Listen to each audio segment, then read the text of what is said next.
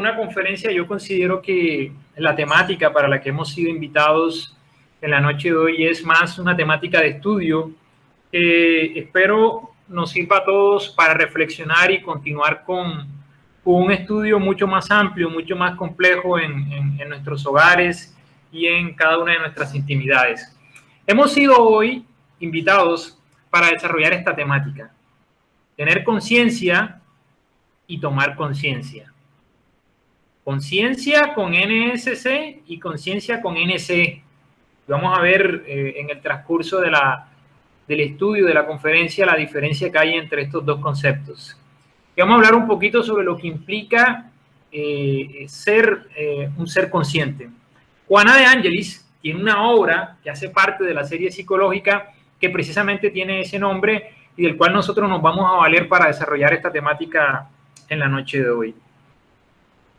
Entonces, como lo mencionaba anteriormente, antes de adentrarnos en el estudio, que va a tener una serie de conceptos un poquito psicológicos y que vamos a tratar de dilucidar lo más sencillo posible, es importante que tengamos dos conceptos claros. El primer concepto que vamos a revisar es el de conciencia. Conciencia con S intermedia. Cuando nosotros nos vamos a la RAE, al diccionario de la Real Academia Española, vamos a encontrar la siguiente definición. Conciencia es la capacidad que tiene el ser humano para reconocer su realidad circundante y de relacionarse con ella. Quiere decir que todas aquellas personas que tengamos un sistema nervioso en buenas condiciones, somos conscientes o tenemos conciencia con SC. Tenemos conciencia con SC. Es decir, toda vez que yo puedo percibir la realidad en la que me encuentro, que soy un individuo, que soy un ser vivo y que además me puedo relacionar con ella, estamos hablando de conciencia con esa intermedia. Aquí no estamos hablando todavía de un componente espiritual o moral en el que yo pueda decir esta persona es buena, es mala, está actuando bien o no está actuando bien. No. Conciencia con esa intermedia es la capacidad de yo poder reconocer mi realidad circundante. Yo soy una persona, yo vivo en tal lugar, yo me relaciono en una sociedad. Eso es tener conciencia con esa intermedia. Ahora, conciencia sin esa intermedia ya es otra cosa. Es el conocimiento, nos dice la RAE, que nosotros tenemos del bien y del mal y que a la vez nos permite a nosotros enjuiciar moralmente nuestra realidad y nuestros actos. Esa es la definición de conciencia sin esa intermedia. Entonces, el concepto de conciencia sin esa intermedia ya tiene intrínseco el aspecto moral y, como lo vamos a ver más adelante, el aspecto espiritual. Miren que hay una diferencia. Yo puedo tener conciencia de mi realidad, pero puedo vivir mi vida sin conciencia. Es decir, dormido, aletargado ante las responsabilidades morales que tengo como espíritu inmortal. Ahora, desde el punto de vista de la lengua española, la palabra consciente se puede utilizar para las dos expresiones, para referirnos a conciencia con ese intermedio y conciencia sin ese intermedio. Entonces, a veces decimos, yo soy una persona consciente. Y la pregunta es, ¿soy una persona consciente de qué? ¿De mi realidad? ¿Soy una persona consciente de mis responsabilidades morales? ¿O soy una persona consciente de ambos factores? Y esa, digamos, que es la pregunta inicial que nos vamos a hacer y que cada uno de nosotros, a nivel personal, se va a responder y que, al final de cuentas, también nos va a permitir a nosotros poder meditar en qué nivel nos encontramos de conciencia. Entonces, de ahora en adelante, a partir de este momento, solamente vamos a hablar de conciencia sin esa intermedia. La palabra conciencia con esa intermedia ya es más fisiológica, hablar más desde el punto de vista médico, de cómo funciona nuestro sistema nervioso, de cómo nosotros percibimos nuestra realidad. Incluso tiene un poco de psicología, pero no vamos a hablar de eso hoy. Vamos a hablar de la conciencia, desde el punto de vista psicológico y moral. Y ese va a ser el abordaje que nos vamos a permitir hacer. A lo largo de la historia, ha habido un sinnúmero de representantes del pensamiento humano que han tratado de poder responder la problemática existencial del hombre y su esencia psicológica como ser. Por eso, el primer punto que vamos a desarrollar es la relación que hay entre el ser y la persona, desde el punto de vista psicológico. Hay una relación entre el ser en cuanto es y la persona, o la personalidad.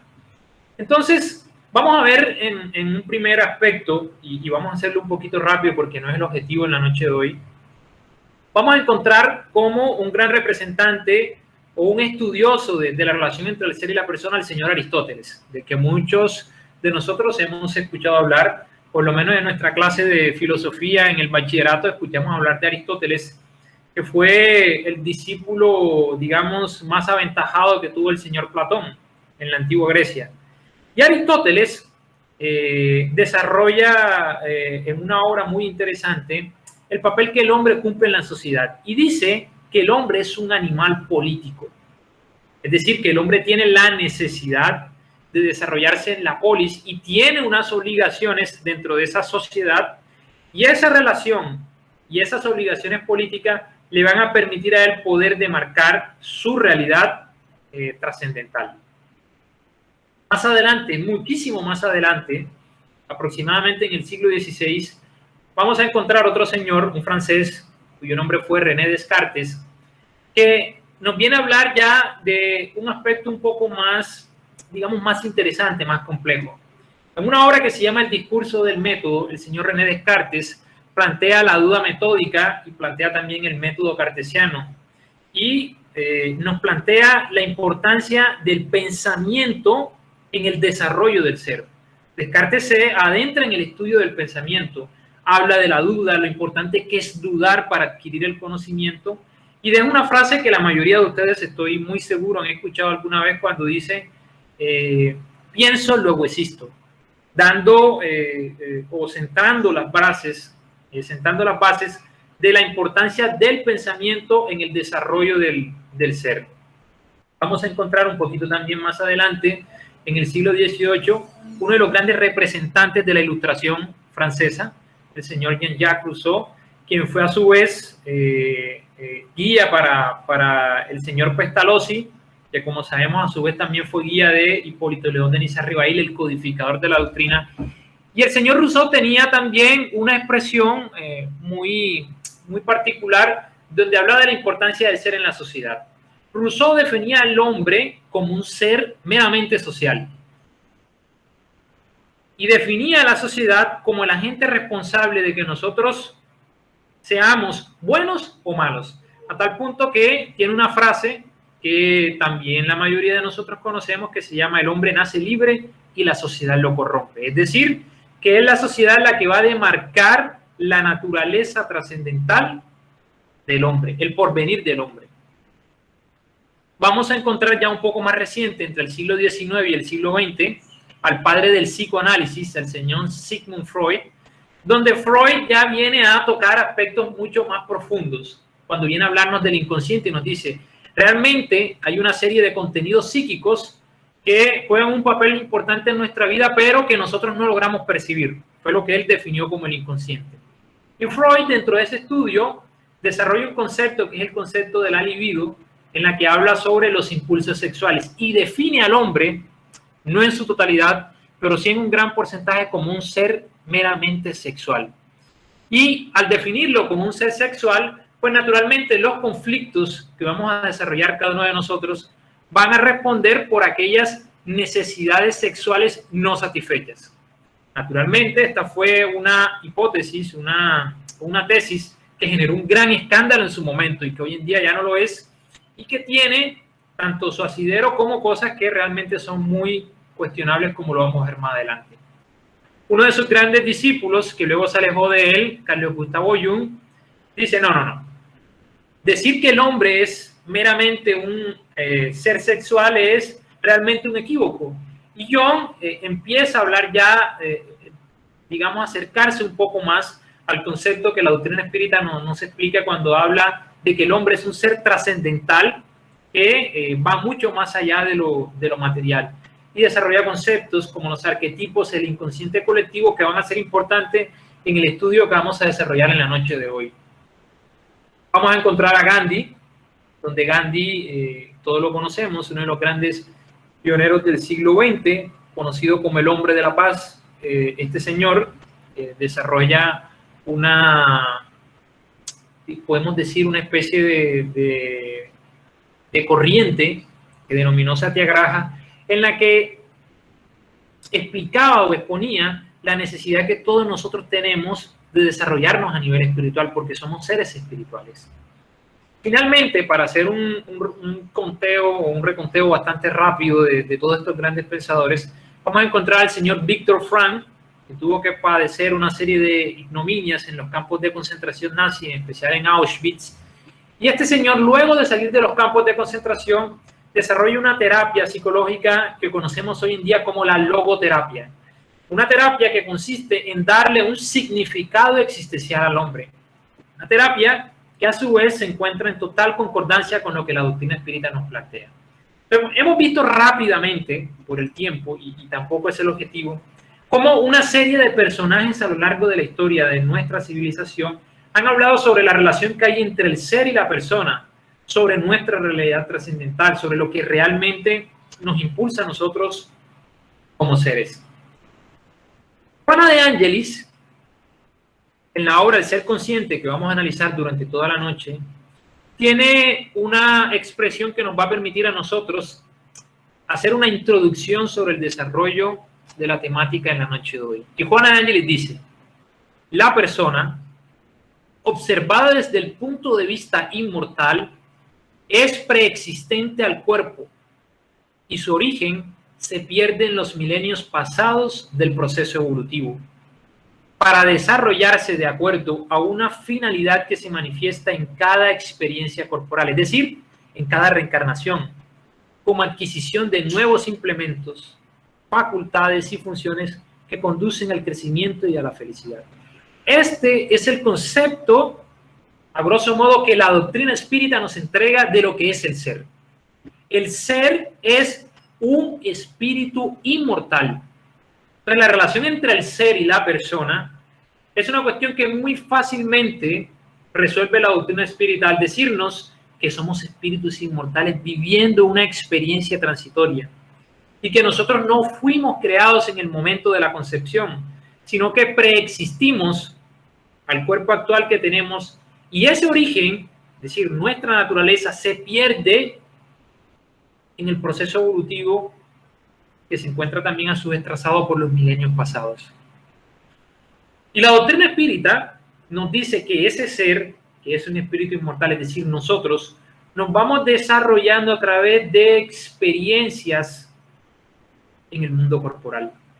Es decir, a través de un sinnúmero de reencarnaciones en la que vamos a adquirir facultades, funciones que nos van a facultar a nosotros, valga la redundancia, a crecer y a poder alcanzar la felicidad. Entonces, la primera conclusión que nosotros podemos extraer en la noche de hoy es, con base en lo que la doctrina espírita nos expone, es que nosotros somos espíritus inmortales con un cuerpo transitorio, viviendo una experiencia transitoria para poder crecer y para poder alcanzar la felicidad. Desde un punto de vista psicológico, eso es lo que nosotros debemos responder. ¿Quién eres tú? Preguntan, ¿quién soy yo? Digo, yo soy un espíritu inmortal, que en esta existencia tiene el nombre de José Ángel y que ha reencarnado en un núcleo familiar, en una ciudad, en un país, acorde a sus necesidades espirituales para poder desarrollar facultades y funciones que me van a permitir a mí poder crecer y al final ser feliz, que podemos decir la felicidad es la meta última de nuestras existencias. La persona sintetiza cuando está corporificada, es decir, cuando estamos encarnados, las varias dimensiones que le cabe preservar y perfeccionar, posibilitando el surgimiento de los recursos que en sí yacen embrionarios y son esenciales a su existir. Y aquí ya empiezan a aparecer cosas interesantes. ¿Qué es lo que nos diferencia a nosotros de los animales? ¿Qué es lo que nos diferencia a nosotros, por ejemplo, de un perro, de un gato, de un tigre, de un león, de un elefante? Lo que nos diferencia a nosotros, desde el punto de vista evolutivo y también psicológico, es que nosotros tenemos una serie de recursos que yacen en nuestro interior que nos van a permitir a nosotros poder alcanzar una especie de perfección relativa. Todos nosotros somos perfectibles y todos nosotros tenemos recursos que yacen en nuestro interior que nos van a permitir alcanzar la felicidad. Y esa conclusión puede parecer un poco árida en un principio, pero es importante en nuestras vidas. Porque podemos caer en el error, y sobre todo en estos tiempos, en la que nosotros decimos, yo realmente soy insignificante para la sociedad en la que vivo, yo realmente no tengo habilidades, no tengo talentos, no tengo recursos. A veces podemos pensar que no somos importantes en la creación, que no somos especiales. Y ese tipo de pensamiento nos va a nosotros adentrando en una especie de pérdida del sentido existencial. Pero nosotros debemos entender que todos nosotros somos espíritus especiales, con una gran potencialidad en nuestro interior que hace falta por descubrir. Y ese es el objetivo del hombre que pretende ser consciente. Por eso, digamos que en el estudio que vamos a desarrollar hoy, la meta va a ser qué nos falta a nosotros o qué tenemos que desarrollar nosotros para ser realmente esos seres conscientes de nuestra realidad trascendental y espiritual. Y vamos a recordar el libro de los espíritus. La pregunta 621, donde el codificador de la doctrina espírita, Allan Kardec, le pregunta a los espíritus superiores, ¿dónde está escrita la ley de Dios? Los espíritus le responden, en la conciencia. Estamos ante una de las respuestas más cortas del libro de los espíritus. ¿Dónde se encuentran escritas las leyes de Dios? En la conciencia. ¿En la conciencia de quién? En la conciencia nuestra, es decir, está inmersa en nosotros. Por lo tanto, si nosotros queremos alcanzar a Dios, si nosotros queremos acercarnos a Dios, si nosotros queremos alcanzar nuestra felicidad, nuestra paz interior, el viaje que tenemos que hacer no es a España, no es a Italia, no es a Alemania, no es a los Estados Unidos. El viaje que tenemos que hacer es hacia nuestro interior. Es en nuestro interior donde se encuentran las leyes que nos van a permitir a nosotros poder alcanzar nuestra paz y nuestra felicidad. Y eso suena un poco trillado. Y cuando eso suena trillado es porque no hemos profundizado el concepto. Porque siempre se nos dice es que para ser feliz tenemos que aprender a conocernos a nosotros mismos. Tenemos que hacer el viaje interior. Uno dice, no, pero es que eso es cansón, siempre dicen lo mismo y eso, ya, yo miro hacia mi interior y yo no encuentro nada.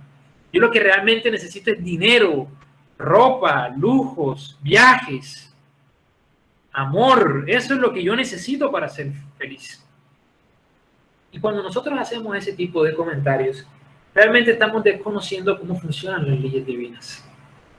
Nuestra felicidad no puede depender de cosas externas, porque aquello que no es o que no mantiene constancia o permanencia durante el tiempo, no puede generar felicidad. Y eso es importante que lo tengamos claro. Yo siempre coloco un ejemplo al grupo de jóvenes que dirijo acá en Juana de Ángeles, a los jóvenes, en cuanto a cómo nosotros nos equivocamos en lo que creemos nos va a hacer felices.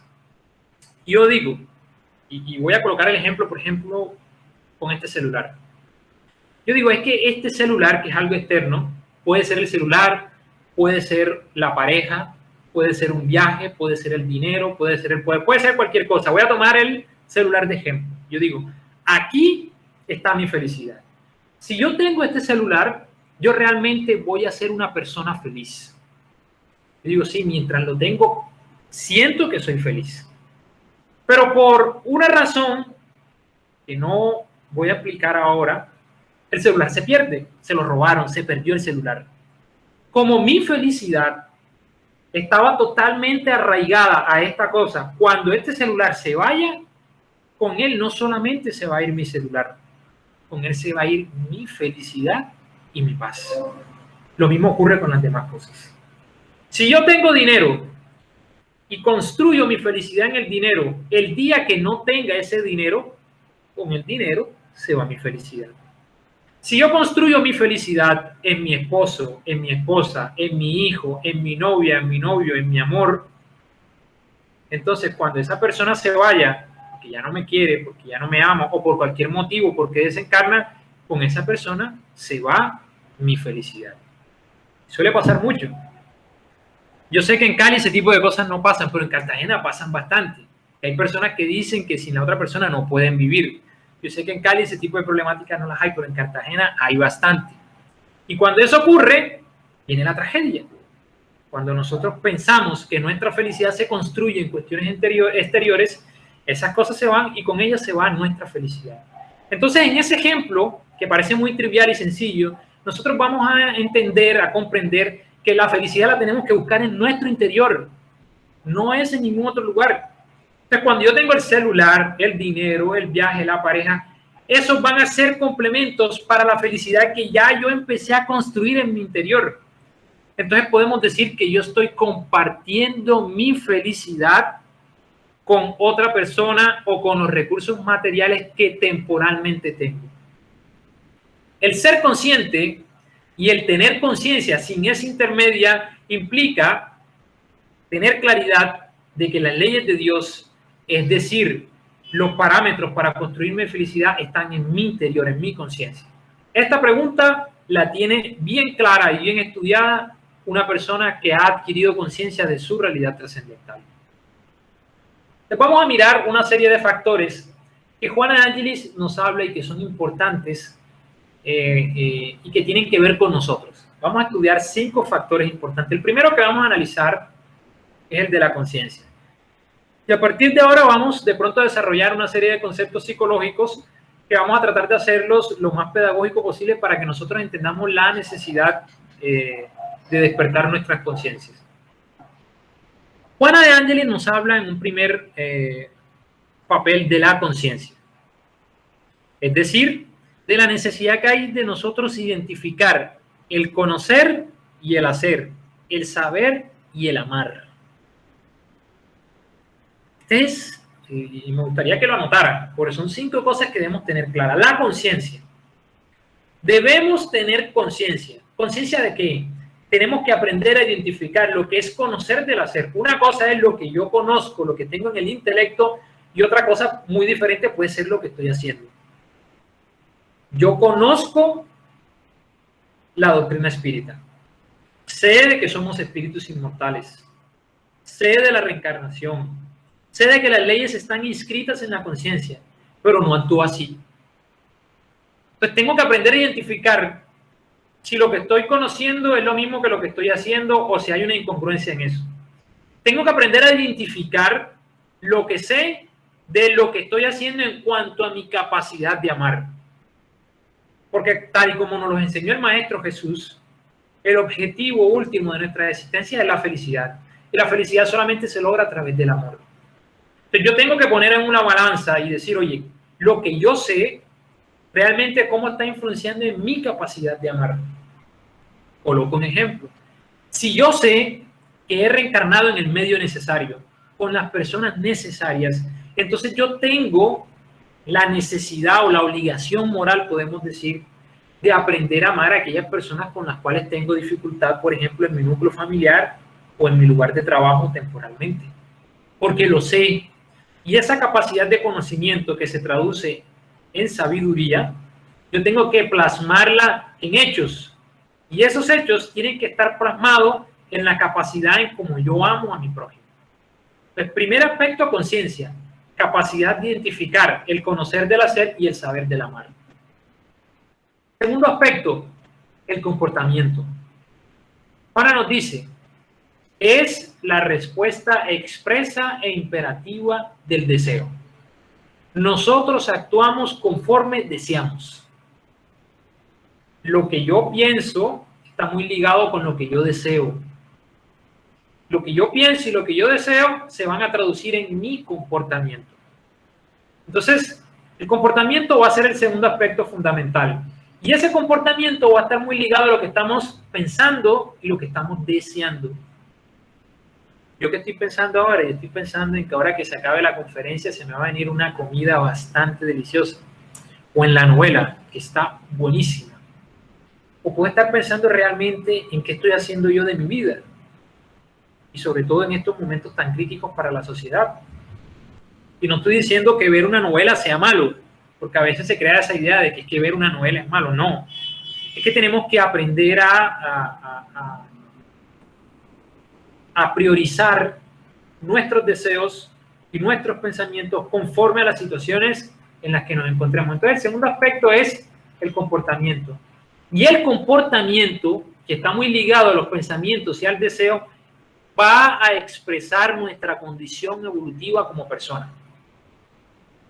Miren lo importante de esto. Lo que yo pienso y lo que yo deseo se traduce en comportamiento. Y mi comportamiento va a expresar mi condición evolutiva como persona o como espíritu inmortal. Son mis actos los que me definen, no es más nada. No nos creamos el cuento de que como yo sé de la reencarnación, como yo me he comunicado con los espíritus, yo estoy por encima de los demás. Eso es falso, totalmente falso. Lo que nos define a nosotros en el balance evolutivo es nuestro comportamiento, lo que hacemos. Lo que la doctrina espírita hace es darnos un mayor entendimiento, una mayor comprensión para que nuestro comportamiento sea mejor. Si no lo aprovechamos es otra cosa. Pero hay otras personas que no tienen este conocimiento y tienen un mejor comportamiento que nosotros.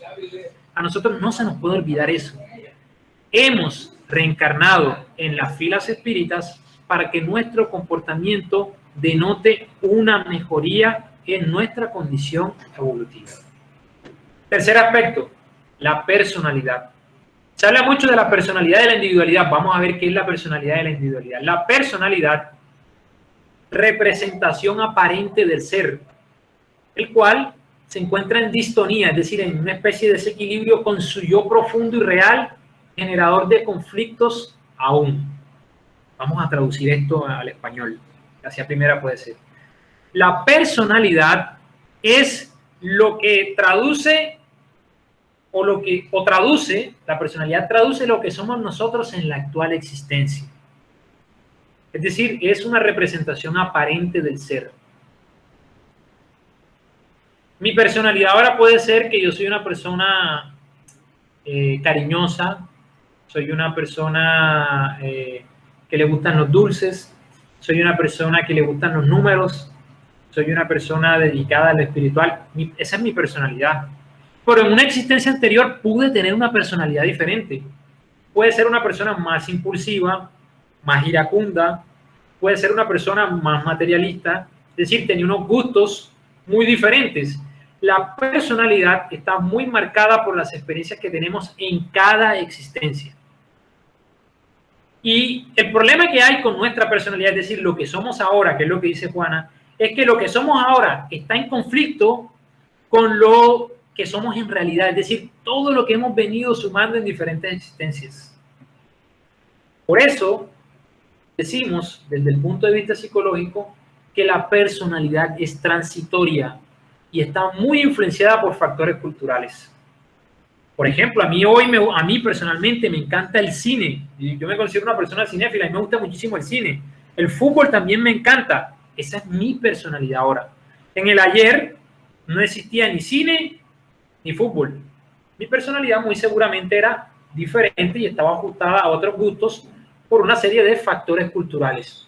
Es decir, que la personalidad está ligada a la existencia en la cual se vive. Por eso se dice que es aparente.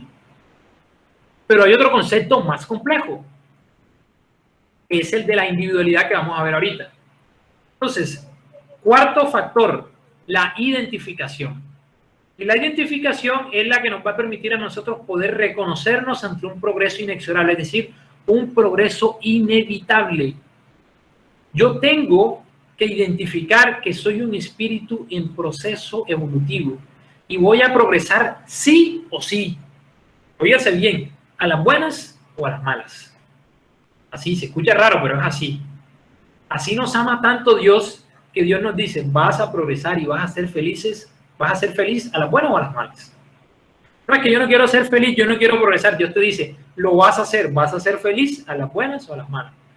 Si quieres por las malas, pues vas a tener a través del dolor que aprender que necesitas ser feliz. Si quieres por las buenas, a través del amor vas a entender esa necesidad evolutiva. Entonces, tenemos que aprender a identificarnos en dos aspectos, desde el punto de vista externo y desde el punto de vista interno. Desde el punto de vista externo, nosotros tenemos que identificar en nuestras experiencias las luchas y los conflictos de los cuales hacemos parte. Por ejemplo, la violencia, los problemas sociales del robo, de las enfermedades, todos esos aspectos que son externos y que son importantes para nuestro progreso y que nos marcan también. Yo tengo que identificar eso, que nosotros estamos viviendo una serie de pruebas y de expiaciones asociados a conflictos externos, muy relacionados a factores sociales. Y hay otros que son más internos, que vienen en nuestro interior, que ya vienen a hablar de nuestros vicios, de nuestras tendencias y de nuestras imperfecciones. Entonces es importante que nosotros identifiquemos eso. Estos factores van a ser importantes, identificar los factores externos e internos para poder liberarnos de los apegos. Y por último, el concepto del que les hablaba, de la individualidad, que no es más que el resultado de todas las experiencias que hemos tenido en nuestras diferentes existencias. Es decir, es el ser, es el espíritu pleno y potente. En otras palabras, la individualidad es la suma de todas las personalidades que hemos tenido en diferentes existencias. Hoy nosotros decimos, es que yo soy esto, yo soy tal cosa, pero nuestra realidad trasciende a los gustos que tenemos ahora, que muy probablemente no recordamos de otras existencias. Te resumen, hay 5 factores a tener en cuenta. Primero, conciencia. Segundo, el comportamiento, que está asociado a los pensamientos y a los deseos. El tercer factor es la personalidad, que es transitoria, porque está marcada por la existencia actual. El cuarto factor es la identificación de factores externos y factores internos dentro de nuestro proceso evolutivo. Y el quinto es el de la individualidad, que es a lo que nosotros debemos propender, que haya una congruencia entre personalidad e individualidad. Cuando nosotros logramos eso, aparece el equilibrio en nosotros. Entonces vemos que hemos visto un poquito sobre lo que es el ser en cuanto sí. Vamos a mirar entonces cuáles son esos factores que nos desequilibran y que impiden que nosotros realmente despertemos nuestra conciencia. Juan Angel nos habla de varios factores. El primero, el de la pasión brutalizada. ¿Qué es la pasión brutalizada? La pasión brutalizada es una confusión entre las sensaciones inmediatas del placer y las emociones emuladoras del progreso moral. Yo voy a una fiesta, en una fiesta encuentro una muchacha que me gusta muchísimo, encuentro un joven que me gusta muchísimo, y yo en ese momento puedo confundir la sensación inmediata que se genera por el placer físico que me genera la otra persona y confundir eso con una emoción que realmente me genera a mí un progreso trascendental.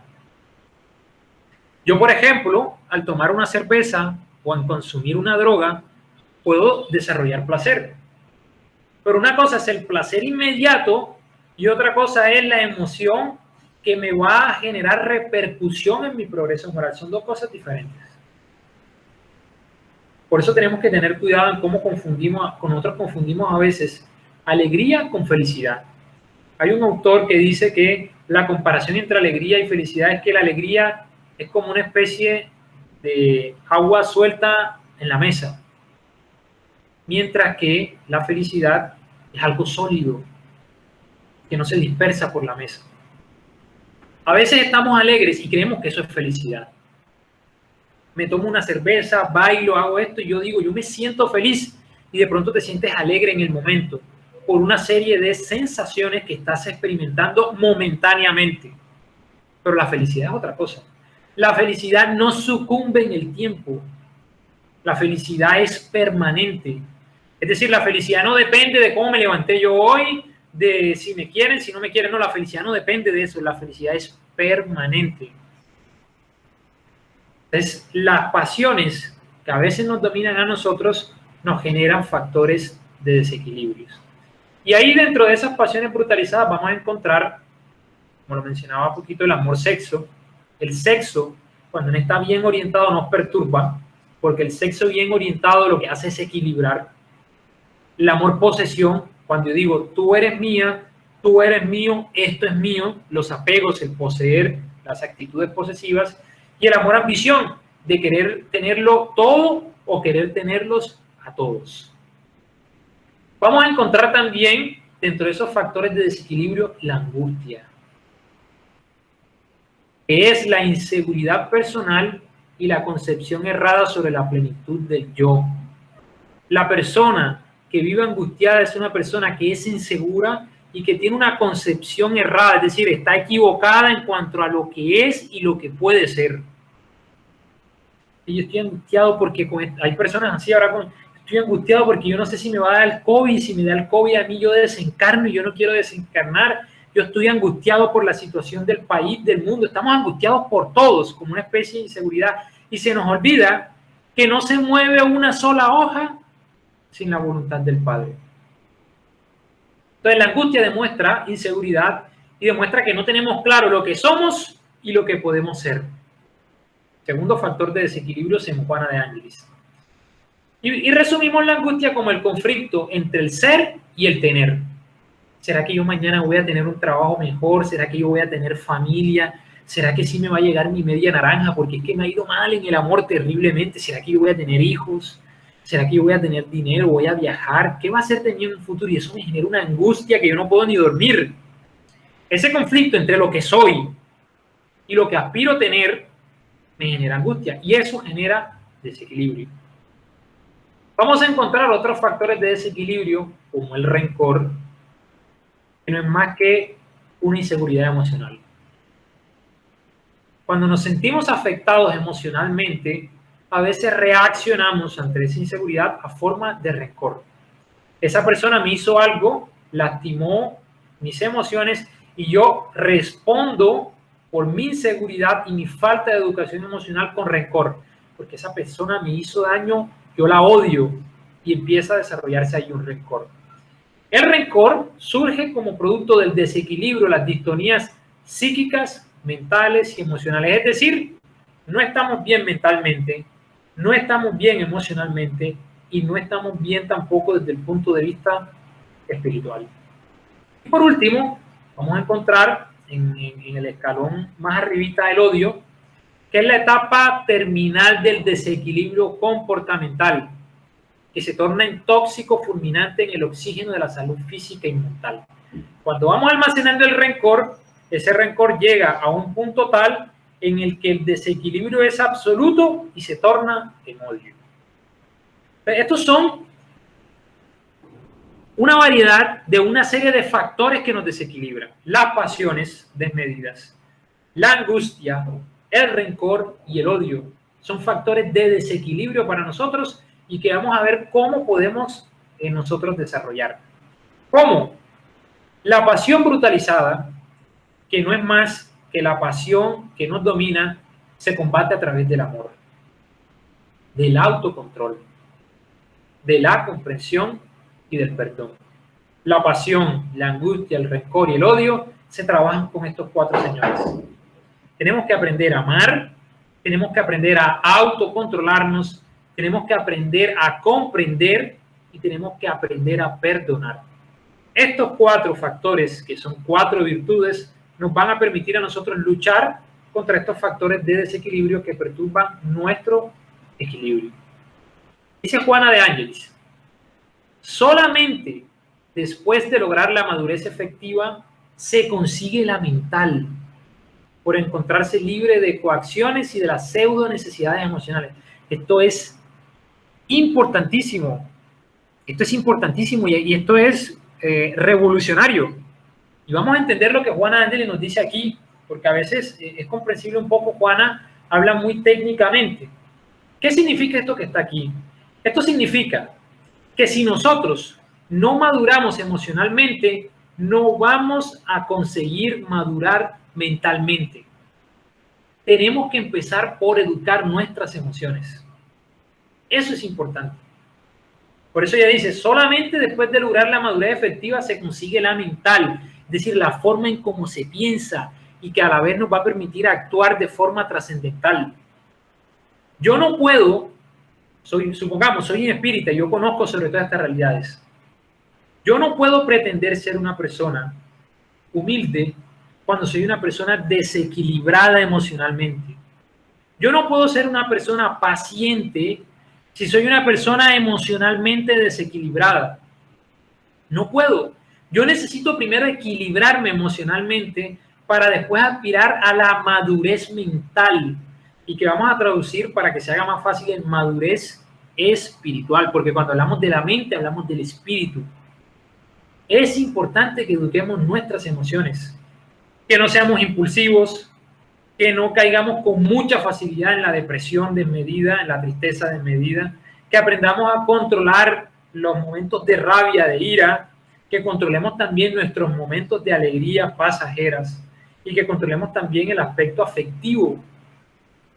No puede ser, y aquí no voy a hacer ningún juicio, pero es importante que reflexionemos en esto.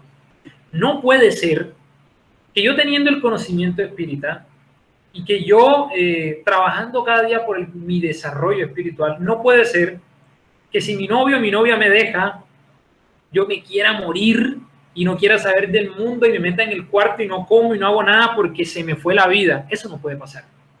Y si eso pasa, no tengo que darme látigo. Tengo que analizarme a mí mismo y decir, oye, ¿eso por qué pasó?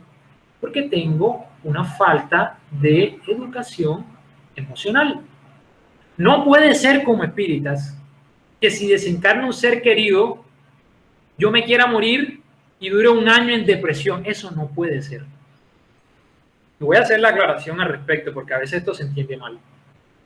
Cuando desencarna un ser querido, el dolor es natural, la nostalgia.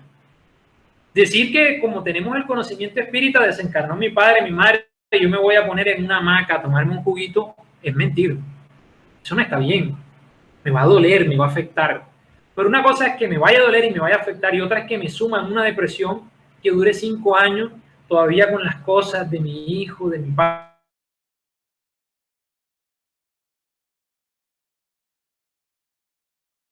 No debería ocurrir.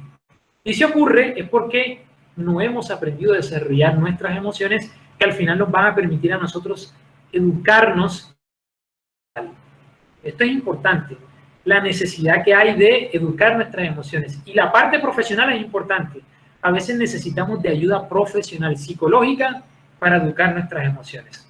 Entonces, conclusión aquí, solamente cuando nos educamos emocionalmente logramos madurez en el aspecto mental. ¿Por qué? Porque ya no nos coaccionamos, ya no tenemos esas pseudo necesidades emocionales, es decir, falsas necesidades.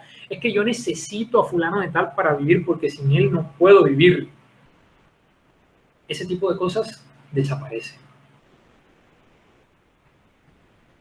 Entonces viene el tercer tema a desarrollar, que es la conquista del self.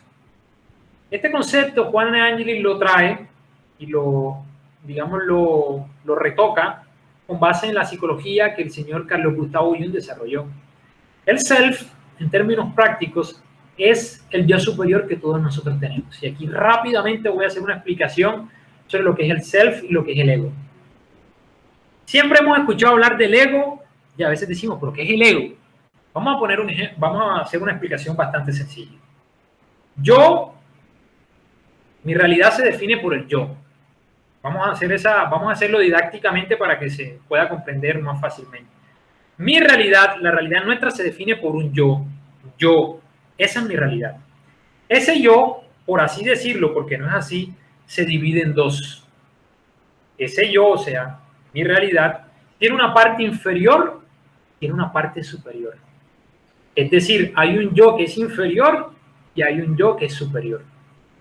Ese yo inferior me ayudó cuando yo estaba en las fases primarias de la evolución. Por ejemplo, en el animal era importante pensar en el sí para sobrevivir. Un león, un tigre, no está pensando en que yo voy a compartir mi carne con el otro león. No, el león no piensa en eso. El león piensa en que tiene que comerse la carne para sobrevivir. Un león no va a pensar en compartir, en ser amable con su hermano león para que él coma también porque se puede morir de hambre. No, y no lo va a hacer porque él está pensando en sí. Entre comillas, es un yo inferior porque ahí todavía no se ha desarrollado la conciencia. Por eso digo entre comillas. Sabemos que ese principio inteligente va en algún momento a individualizarse y tornarse un espíritu con E mayúscula, en un ser inteligente. Y es cuando aparecemos nosotros. Cuando nosotros nos encontramos en las cavernas, ya nuestra conciencia se estaba desarrollando, nosotros en las cavernas no pensábamos en que le voy a convertir al hermano, por decir algo, al hermano neandertal o al hermano cromañón mi carne. No, tampoco. El hombre de las cavernas solo pensaba en comer y en reproducirse. Y si para comer y tener sexo para reproducirse tenía que matar a otro, lo iba a hacer.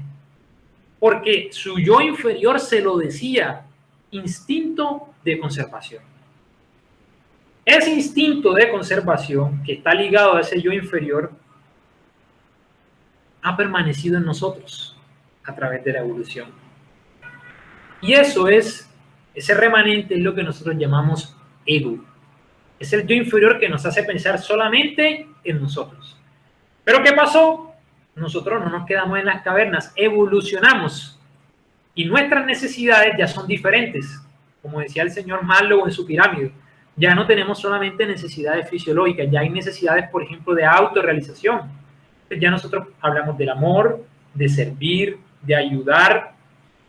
Esa necesidad que tiene nuestro yo de trascender, de ayudar, de servir, es nuestro yo superior. Y ese yo superior es el self. El yo inferior es el ego. El yo superior es el self. Y muchos dirán, entonces, ¿eso quiere decir que el ego es malo? No, señor, no, señora, el ego no es malo. Porque el ego es el que nos ha acompañado por milenios durante nuestro proceso evolutivo. Y el ego es el que responde por nuestro instinto de conservación. Cuando nosotros estamos en medio de una pelea, es el ego el que nos dice, corre. Corre porque si no te matan. Corre porque si no te roban. Es el ego el que nos está diciendo ahí que corramos. El self nos está diciendo, ayuda, sirve, comprende, el yo superior. Entonces, ¿cuál es la propuesta que al final vamos a extraer hoy? Que tenemos que aprender a encontrar un equilibrio entre esos dos para depurar en algún momento el ego y tornarnos solamente en ese yo superior. Jesús depuró su ego y solamente quedó el self. Nosotros nos debatimos entre el ego y el self. Y eso es lo que vamos a hablar aquí, la conquista del self, del yo superior que hay en nosotros. Dice Juana, todos nosotros necesitamos viajar hacia adentro, todos, a fin de descubrirnos. Era lo que Sócrates decía, la necesidad de conocernos a nosotros mismos, perdiendo la identificación de aquello que nos oculta a los otros y a nosotros mismos. ¿Qué significa eso? Como aparece en la imagen, utilizamos máscaras. Y tenemos que aprender a viajar a nuestro interior para descubrir lo que en realidad somos nosotros y no lo que creemos ser o lo que las demás personas piensan que nosotros somos. Eso es importante. Dice Juana, habituado al no enfrentamiento con el self, y aquí voy a otra vez a repetirlo. Recuerden, ego, self, yo inferior, yo superior. Hay una especie de pelea, de conflicto entre ellos dos. Habituado al no enfrentamiento con el self, el ego, es decir, el yo inferior, camufla su resistencia a la aceptación de la realidad profunda, elaborando mecanismos escapistas de manera de preservar su dominio en la persona. Entonces, miren lo que pasa de que dice Juana. Nuestro yo superior nos dice, oye, despierta a tu realidad, eres un espíritu inmortal, libérate de las pasiones, libérate de las imperfecciones, crece, alcanza a Dios, sé feliz. Y viene el Señor y le dice, no, señor, ¿usted para dónde va? Venga. Y le dice, venga, no. Quédese conmigo, que yo le he acompañado a usted por muchísimos años durante todo el proceso evolutivo. No le haga caso a ese señor y que self. No le haga caso. Quédese conmigo. Y eso es lo que hace el ego. No confronta al self, lo embelece, le dice, vente y olvídate de esa realidad. Escapémonos a un mundo de ensueño. Y ahí es donde aparecen los mecanismos de fuga psicológicos. Que vamos a ver. Juana Ángeles nos habla de esos mecanismos de fuga. Vamos a mirar el primero. El primero es el de compensación. Y de esto también nos habla la psicología. ¿Cuál es ese mecanismo de fuga de la compensación? Es un conflicto que nos lleva a exagerar determinada tendencia como fenómeno inconsciente que nos demuestra lo contrario. Es el exceso de devoción a una causa o idea o al miedo inconsciente de sustentarla. Es lo que en psicología se llama como compensación sustituta o egoica. Traducción, para hacerlo más sencillo.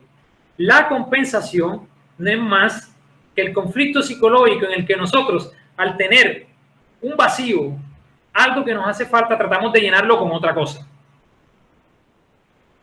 La inseguridad la compensamos con un factor psicológico, que al final de cuentas es un mecanismo de fuga.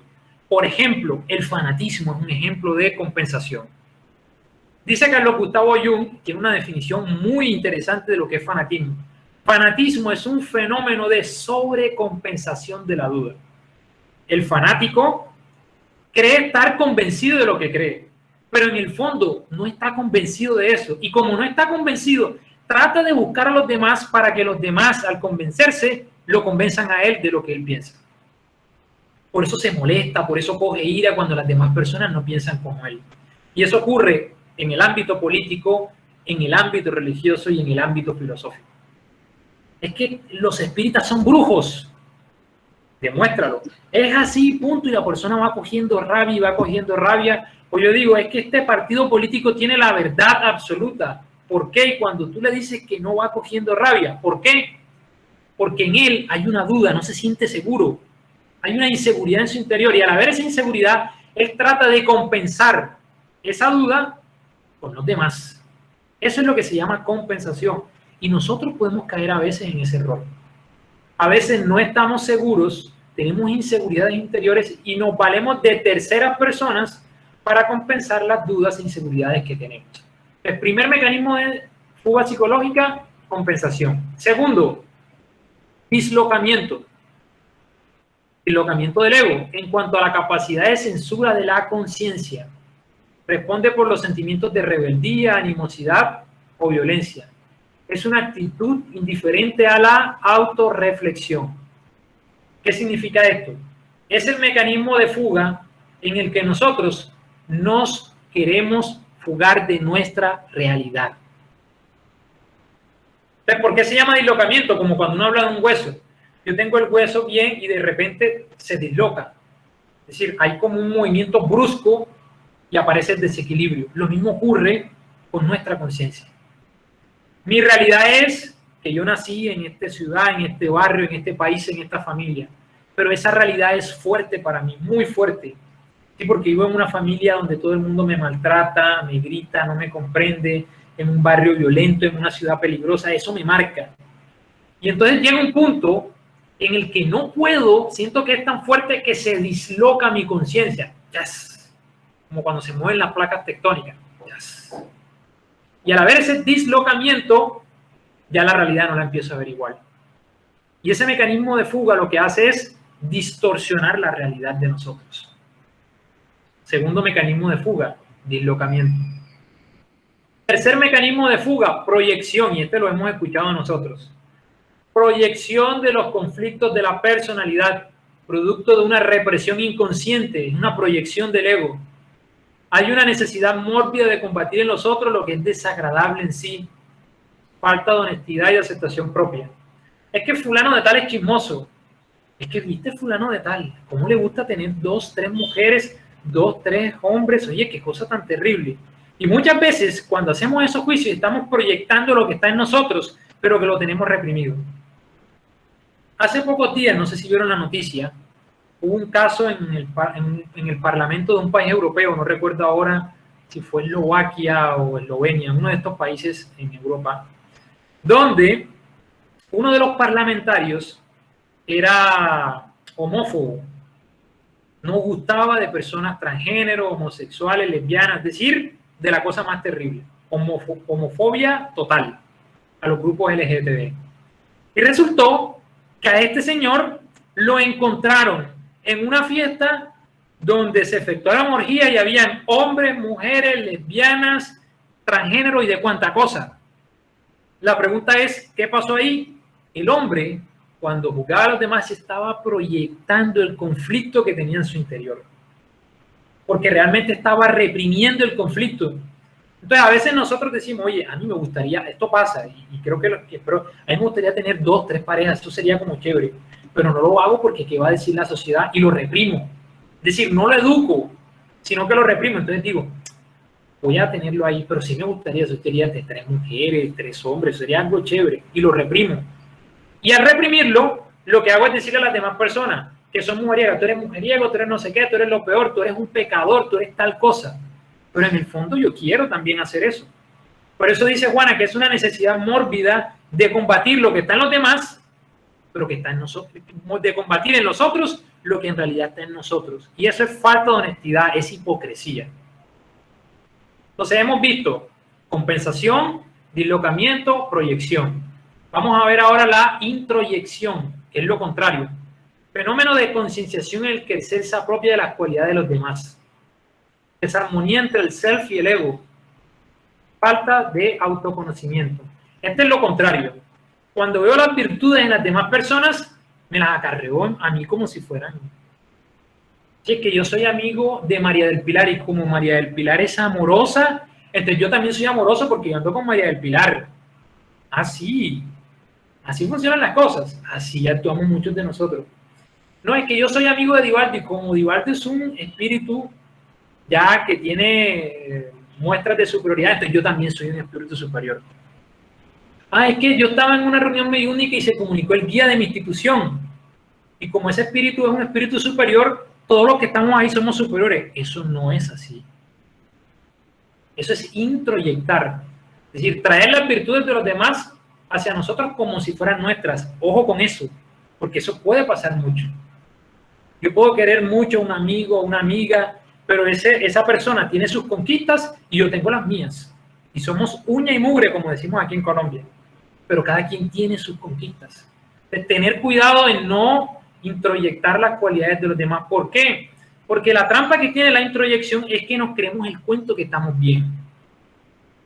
La persona que está fascinada muchas veces cae en este mecanismo de fuga. No, yo estoy bien, mira, yo ando con Jorge, yo ando con Divaldo, yo ando con el uno, con el otro, yo estoy bien. Pero tú puedes estar con ellos, pero puedes estar mal. Son dos cosas diferentes. Y por último, vamos a ver la racionalización, que dice Juan Ángel y que es la más delicada de todas. Es justificar el error propio mediante aparentes motivos justos, que generan el sentido crítico, la integridad moral, adoptando posturas equivocadas y perniciosas. Mecanismos de fuga de mayor gravedad. Mecanismo de fuga de mayor gravedad.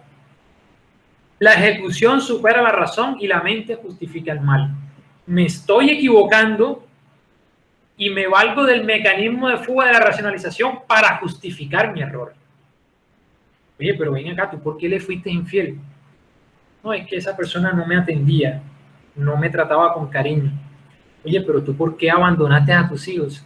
Es que estaba en un momento difícil de mi vida y nadie me comprendía. Oye, pero ¿tú por qué trataste a esa persona con grosería? Es que fue una cosa pequeña, ella está exagerando. Es decir, justificamos a través de aparentes motivos nuestros errores. Y esos son los mecanismos de fuga que de los que el ego se vale para engañarnos. Compensación, dislocamiento, proyección, introyección y racionalización. Bien, estamos ya contra el tiempo, así que vamos a pasar rápidamente. Por último, vamos a ver las condiciones de la felicidad. ¿Qué necesito yo para alcanzar la felicidad? Es decir, para ser un ser consciente, porque eso es sinónimo. Ser consciente es sinónimo de trabajar por la felicidad. La felicidad surge, dice Juana de Ángeles, cuando se genera una armonía entre el ego y el self, es decir, entre el yo inferior que hay en nosotros y el yo superior. Jesús, el maestro inigualable de todos los tiempos, definió con seguridad el concepto pleno de la felicidad en el contenido del pensamiento. Mi reino no es de este mundo, considerando la impermanencia de la vida física, la transitoriedad del ser existencial. Es decir, Jesús nos vino a decir que somos espíritus inmortales. La felicidad se establece cuando los dos niveles, físico y mental, se armonizan, brindando el placer emocional y transpersonal. Miren que la palabra clave, cuando hablamos de conciencia y de felicidad, está en el equilibrio. Saber tener equilibrio entre lo material, lo espiritual, lo físico y lo mental, lo emocional y lo transpersonal. No es ahora que yo voy a vivir en la miseria y ya no, porque van a haber condiciones materiales que me van a repercutir en mi salud emocional. Tiene que haber un equilibrio. Y es ahí donde aparece el amor plenitud, porque es el amor realmente que nos llena de plenitud. Entrega auténtica, sin subterfugios, sin apariencias, obligando a que sean retiradas las máscaras y las dependencias. Yo como espírita, si leo esta obra, El ser consciente de Juana de Ángeles, estudio la codificación, yo me doy cuenta de que yo tengo que liberarme poco a poco de ese yo inferior para darle cabida al self, al yo superior que hay en mí, al espíritu en sí, y empiezo a entender cuáles son las trampas que el ego se vale, que son los mecanismos de fuga que vimos. Yo tengo que despertarme para alcanzar ese nivel de conciencia que necesito, que a su vez me va a permitir ser feliz. Entonces hay que tener claro la relación entre el tener y el ser. La conquista del sí es una realización que no depende del tener, del retener, no prescinde del interés y de la lucha empañada para ser. No confundamos la felicidad con el tener. La felicidad está en el ser. Como cuando uno daba clases de inglés que le digan conjugue el verbo to be, no el verbo to have. El verbo to be es yo soy. Y nosotros no queremos conjugar el verbo to be, sino el verbo tener. Yo soy un espíritu inmortal que tiene que realizarse, desarrollarse para ser feliz. Ese es el objetivo primordial de nuestra vida. La seguridad psicológica del individuo se centraliza en el autoconocimiento, en la autoidentificación y en el autoamor. 3 factores importantes: conocernos, es decir, autoconocimiento; identificar nuestra realidad, es decir, autoidentificación; y amarnos a nosotros mismos, es decir, autoamor. Y en Jesús tenemos la clave para todo. Por eso el espiritismo es el cristianismo redimido. Es en Jesús donde nosotros vamos a encontrar las llaves que nos van a permitir a nosotros alcanzar ese ser consciente. Vamos a pasar aquí rápidamente para mirar estos factores que nos van a ayudar. Con esto concluimos. El autoamor nos enseña a encontrarnos y nos revela las potencialidades íntimas que subyacen en nosotros. La valoración a los demás, que nos lleva a la fraternidad, a convivir saludablemente con el prójimo que está necesitado al igual que nosotros. La oración, que nos amplía la facultad de entendimiento de nuestra realidad y de nuestra existencia. La relajación, que nos proporciona armonía y amplios horizontes para movernos. La meditación, nosotros tenemos que aprender a meditar más. El autoconocimiento, eso nos va a permitir a nosotros llegar al ser consciente. Y el ser consciente, desde el punto de vista psicológico, es el verdadero espíritu del que nos habla Allan Kardec. Es aquel que se reconoce por su transformación moral y por esforzarse cada día para dominar sus malas inclinaciones. Es decir, tenemos 2 conceptos análogos. El ser consciente, es decir, que tiene conciencia de su realidad y a lo que debe propender, es el verdadero espíritu del que nos habla Allan Kardec en el Evangelio. El verdadero espíritu es el que ha tomado conciencia de su realidad y de lo que tiene que hacer.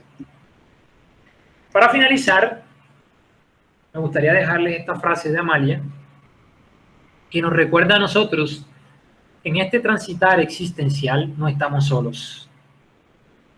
Porque todo esto de lo que hemos hablado, del despertar de conciencia, se escucha fácil, pero no lo es tan fácil, no lo es tan sencillo como parece, necesita de esfuerzo. Pero lo chévere de todo esto es que en este esfuerzo que vamos a efectuar para ser cada día mejores, para ser seres conscientes, para ser verdaderos espíritas, no vamos a estar solos. Dice Amalia, nunca el hombre en su carrera solo se encuentra, jamás. Siempre adelante y atrás encontrará quien le guíe. Alienta, vive, sonríe, ten valor y llegarás. Confiemos en nuestros guías espirituales, confiemos en nuestros amigos espirituales, confiemos en Jesús y naturalmente en Dios, y vamos naturalmente a llegar a esa conquista de la paz y de la felicidad que tanto anhelamos.